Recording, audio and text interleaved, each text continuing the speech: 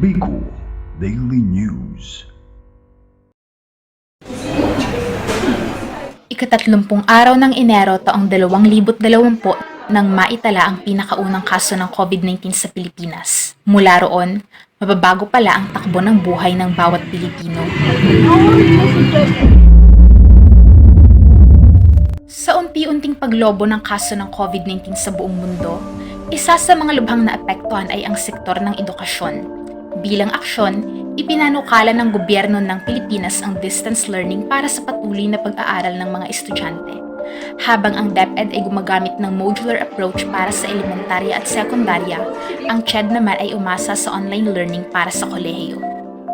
Sa kasagsagan ng distance learning, maraming istorya tungkol sa paghihirap ng mga estudyante ang kumalat at naging usap-usapan bilang refleksyon ng hirap na dulot ng pandemya. Subalit sa naratibong ito, nasaan nga ba ang mga bayani ng paaralan?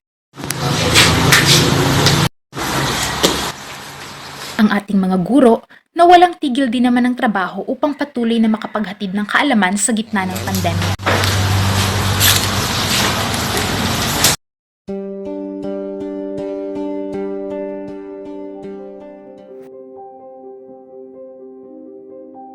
Ako nga po pala si Susette Roluna Montermoso, 26 na taong gulang.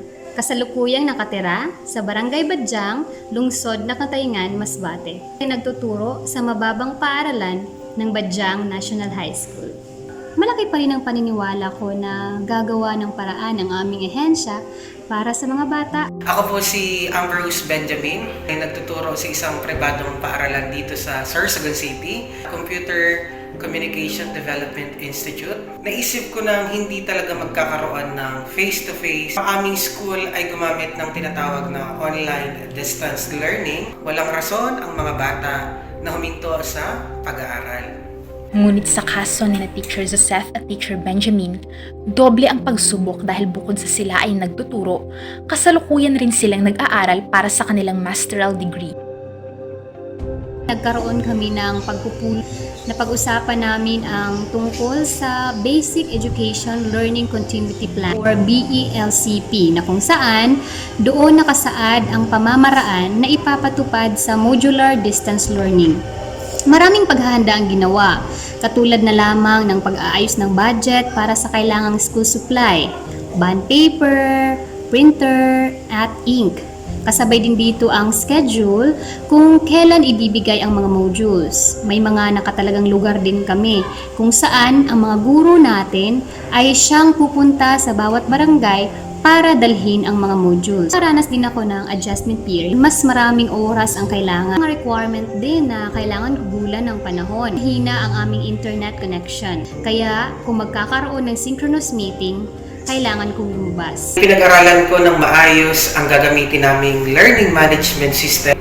Nagkaroon din ako ng trainings at seminars sa mga posibleng gagamitin sa online classes tulad ng mga apps, website. Na nag-home visit kami o nagmo-monitor sa bawat namin. Nagkaroon kami ng group chat. Doon na rin nagaganap ang aming intervention. Kinokontak ko ang mga mag-aaral gamit ang kanilang cellphone number. Gumawa ako ng group chat tulad ng Messenger. Sa mga estudyante, ipakita din natin ang totoong kaugalian ng isang Pilipino, mga palaban. Sa mga kapwa ko guro naman, mahirap. Sino ba naman ang hindi mabibigla sa lahat ng pagbabagong ito? Mula sa pagharap sa maraming estudyante hanggang sa papel, laptop at cellphone. Mula sa pagsulat hanggang sa screenshot. Mula sa mga estudyante na pumupunta sa paaralan hanggang tayo ang pumupunta sa kanila. At kapwa ko guro ay tatagan ng loob. Gaano man kahirap ang pinagdadaanan ninyo. Sa kasalukuyan, nasa proseso na ng pagbabakuna kontra COVID-19 ang buong mundo.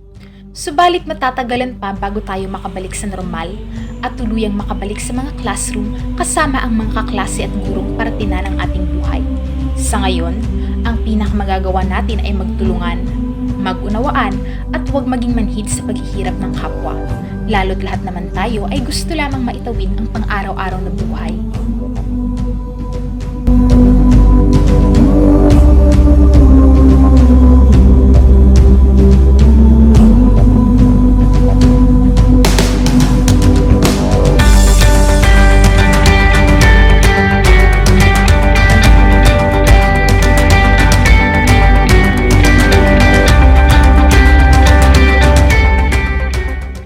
Bicol Daily News.